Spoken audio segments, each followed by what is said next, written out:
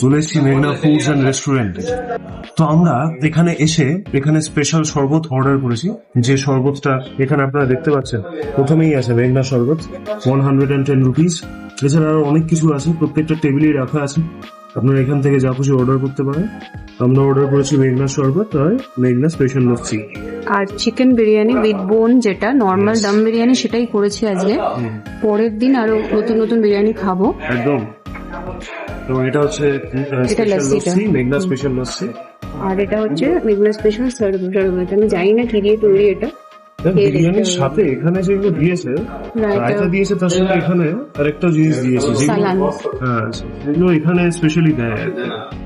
তো দেখা যাক, বলবো কেমন লাগে। আচ্ছা, এই লোকেশনটা দেখিয়ে দিন। ইন্দিরানগর মেট্রো একদম পাশে।